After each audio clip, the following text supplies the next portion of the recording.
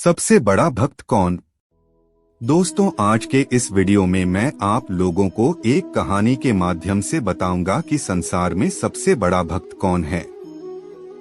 तो आप सभी लोग इस वीडियो को लास्ट तक जरूर सुनना, और अगर आप इस चैनल सत्य वचन 10 मिलियन पर पहली बार आए हैं तो वीडियो को लाइक और चैनल को सब्सक्राइब जरूर कीजिएगा। तो चलिए अब सीधे कहानी पर आते हैं। दोस्तों, एक बार फिर देवर्षि नारद के मन में यह अभिमान पैदा हो गया कि वे ही भगवान विष्णु के सबसे बड़े भक्त हैं। वे सोचने लगे, मैं रात दिन भगवान विष्णु का गुणगान करता हूँ, फिर इस संसार में मुझसे बड़ा भक्त और कौन हो सकता है। किंतु पता नहीं श्रीहरि मुझे ऐसा समझते हैं या नहीं।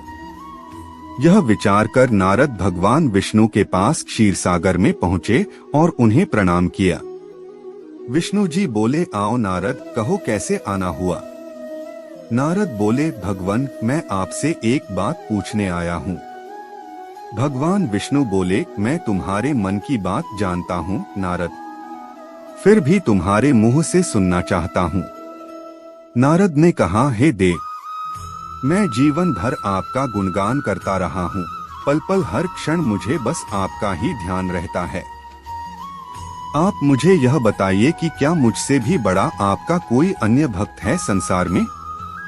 भगवान विष्णु समझ तो पहले ही गए थे कि नारद को अपनी भक्ति पर अभिमान पैदा हो गया है, किंतु अपने मन की बात छुपाकर वे बोले, नारद, इस प्रश्न के लिए तो तुम्हें मेरे साथ मृत्यु लोक चलना पड़ेगा।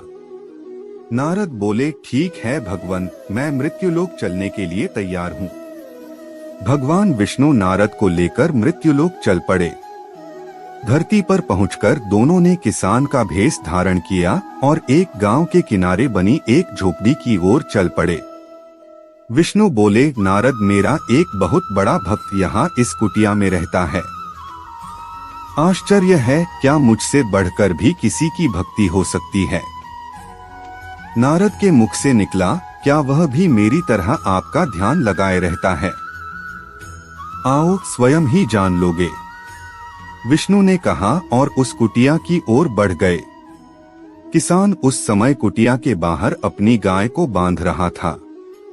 उसके मुख से हरि हरि गोविंद का स्वर निकल रहा था। किसान भेषधारी विष्णु ने उसके निकट जाकर नारायण नारायण कहा तो किसान ने विनीत स्वर में पूछा, आप कहाँ से आए हैं भद्र? मेरे लिए कोई सेवा हो तो निसंकोच बताइए। किसान वेशधारी भगवान विष्णु ने कहा, हम नगर जा रहे हैं, पर अंधेरा घिरने लगा है। वन में जंगली पशुओं का डर है, इसलिए रात भर आश्रय चाहते हैं। किसान ने प्रसन्न भाव से कहा, मेरी कुटिया में आपका स्वागत है भद्र, और जो रूखा सूखा घर में है आपके लिए हाजिर है। भगवान ने मुझे आप लोगों की सेवा करने का अवसर दिया है, बड़ी कृपा हुई उनकी। बाहर दालान ने एक खटिया पर दोनों को बिठाकर किसान अंदर गया और अपनी पत्नी से कहा, देवी, दो अतिथि आए हैं। किसान की पत्नी उस समय अपने बच्चों को भोजन परोस रही थी। धीरे से आटे का बर्तन दिखती हुई बोली, घर में इतना सा ही आटा है और ये बच्चे और भोजन मांग रहे हैं। किसान बोला, कोई बात नहीं, हम अतिथियों को भरपेट भोजन कराएंगे। तुम बच्चों को आज कांजी बनाकर पिला देना। नारद और भगवान विष्णु ने उन दोनों का सारा वार्तालाप सुना, फिर भी परीक्षा के लिए भोजन की थाली पर बैठ गए। जब दोनों भरपेट भोजन कर चुके तो नारद सोचने लगे, यह सीधा साधा गृहस्थ भगवान का सबसे बड़ा भक्त कैसे हो सकता है। उधर श्रीहरि ने किसान से और भोजन लाने की फरमाइश कर दी।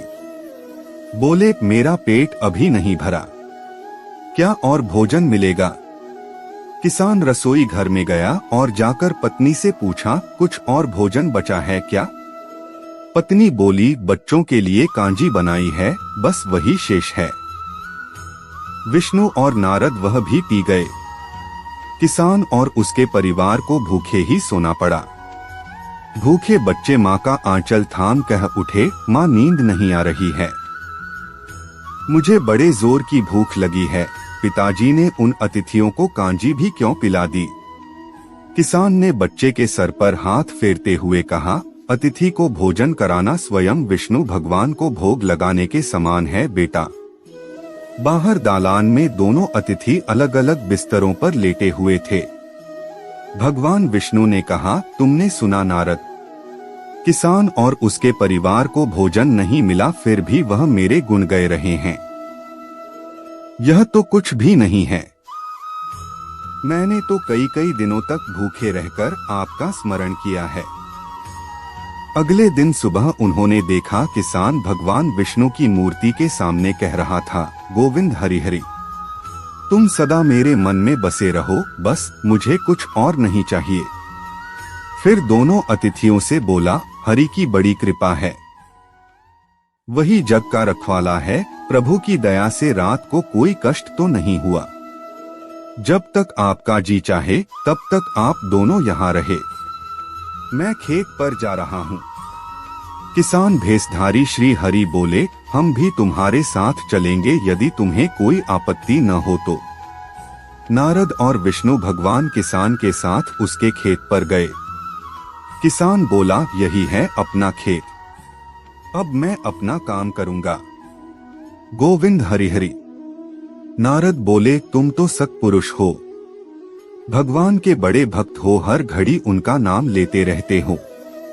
किसान बोला, अरे कहाँ, काम से जब भी थोड़ा बहुत समय मिलता है तभी उनका नाम लेता हूँ। नारद ने पूछा, कब कब मिलता है समय? किसान बोला, सुबह उठता हूँ तब, रात को सोता हूँ तब, और दिन में जब भी काम से समय मिल जाए। ओह समझा, नारद के मुख से निकला। दोनों जब किसान से विदा लेकर चले तो नारद ने व्यंग्यात्मक स्वर में कहा, आपने सुना भगवान, वह सुबह शाम 2 बार ही आपका स्मरण करता है, जबकि मैं हर समय ध्यान करता हूँ। फिर भी आप उसे महान भक्त बताते हैं। नारद की बात सुनकर श्रीहरि चुप रहे, किंतु मन ही मन उन्होंने कहा, कारण भी जान जाओगे नारद। विष्णु ने एक कलश को तेल से लबालब भरकर नारद को दे दिया और बोले, नारद इसे अपने सिर पर रखकर बिना हाथ लगाए सामने वाली पहाड़ी तक ले चलो। ध्यान रहे इस कलश में रखे तेल की एक बूंद भी जमीन पर गिरने न पाए। नारद बोले, यह कार्य सहज तो नहीं है। यह कहकर नारद ने कलश सिर पर रख लिया और पहाड़ी की ओर चल दिए। नारद पहाड़ी तक गए और लौट आए। विष्णु बोले, लौट आए नारद, ठीक है, अब यह बताओ कि इतनी दूर जाने और आने में तुमने कितनी बार मेरा स्मरण किया है? नारद बोले, एक बार भी नहीं भगवान। करता भी कैसे, मेरा सारा ध्यान तो तेल और कलश की तरफ लगा हुआ था। श्रीहरि बोले, तब तुम ही सोचो, वह किसान दिन भर कठिन परिश्रम करता है, फिर भी 2-4 बार मेरा स्मरण जरूर करता है, और तुम एक बार भी मेरा स्मरण नहीं कर पाए। विष्णु की बात सुनकर नारद के अंतर्चक्षु खुल गए। वह श्रीहरि के चरणों में गिरकर बोले, मान गया प्रभु, जो संसार के झंझटों में रहकर भी आपका स्मरण करते हैं वे ही सबसे बड़े भक्त हैं। दोस्तों, ये कहानी कैसी लगी कमेंट बॉक्स में जरूर बताना। मिलते हैं अगले वीडियो में किसी और कहानी के साथ। जय श्री कृष्णा, हरि हरि।